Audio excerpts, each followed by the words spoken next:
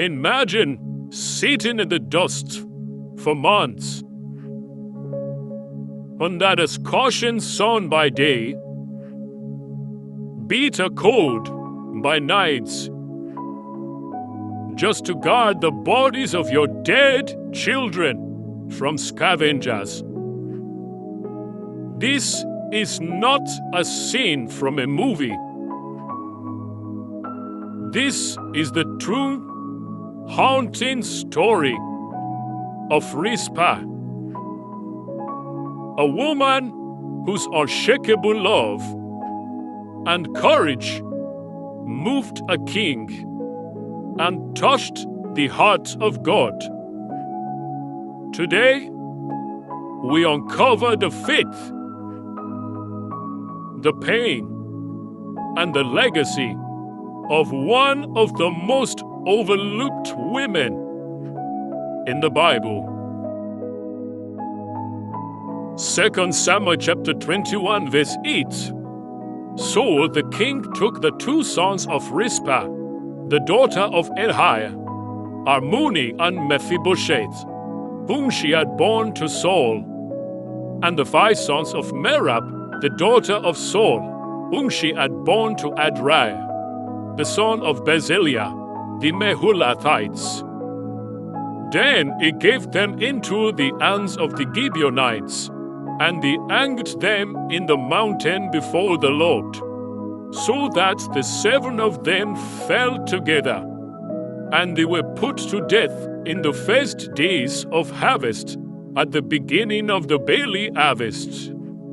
And Rizpah, the daughter of Ai, took sackcloth, and spread it for herself on the rock, from the beginning of harvest until it rained on them from the sky, as she allowed neither the birds of the sky to rest on them by day, nor the beasts of the field by night. When it was told David what Rizpah, the daughter of Ahiah, the concubine of Saul, had done, then David went and took the bones of Saul and the bones of Jonathan his son from the men of Jabesh Gilead, who had stolen them from the open square of Bethshan, where the Philistines had hanged them on the day the Philistines struck down Saul in Gilboa. He brought up the bones of Saul and the bones of Jonathan his son from there, and they gathered the bones of those who had been hanged. They buried the bones of Saul and Jonathan his son in the country of Benjamin, in Zelah, in the grave of Kish his father. Thus they did all that the king commanded, and after that God was moved by prayer for the land.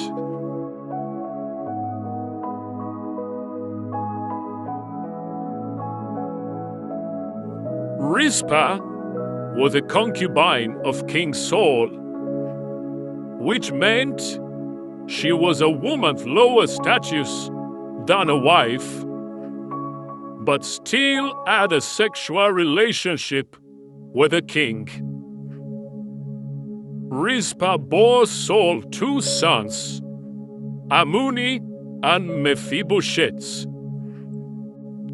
We can but imagine what went through Rizpah's mind as she watched the death of her 2 sons for a crime that their father had committed. The custom of her people demanded that someone be punished, but our mother's heart must surely have cried out, "Why, my sons?"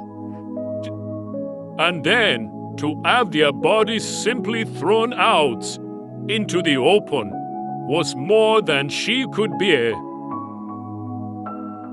So she took sackcloth, spread it out upon a rock nearby, and sat day and night, watching over them lest they be torn apart by birds and animals. Nothing would dissuade her, neither heavy rain nor burning sun. She could not bring them back, but this at least she could do. Even in a glyph, Rizpah must have understood the wretched tie there is between sin and death. In our world today, we watch on our TV screens the shocking results of sin as people die senselessly simply because they happen to be in the wrong place at the wrong time, or their skin is the wrong color, or they come from the wrong strata of society, or the wrong religious group. As a flooded river winds its way inexorably to the sea, so sin spreads its evil in every society. Rizpah guarded the dead from the beginning of the harvest until the rain poured down from the heavens on the bodies. This is a period of approximately 6 months. Let's say from April to October, to which she endures immense physical and psychological torture. The sight and smell alone would be enough to destroy anyone, and yet she persevered. Finally, King David noticed what she was doing, and her sons were decently buried.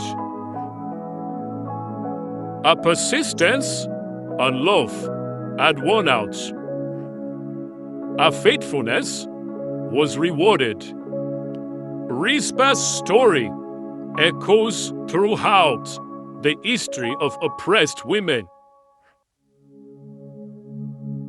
Rizpah's story portrays the incomprehensible strength of women in their suffering, an ability to turn trauma into transformative action and enact real change. Although she is silent, her actions ring loud and clear as a daring challenge to the king to do what is right.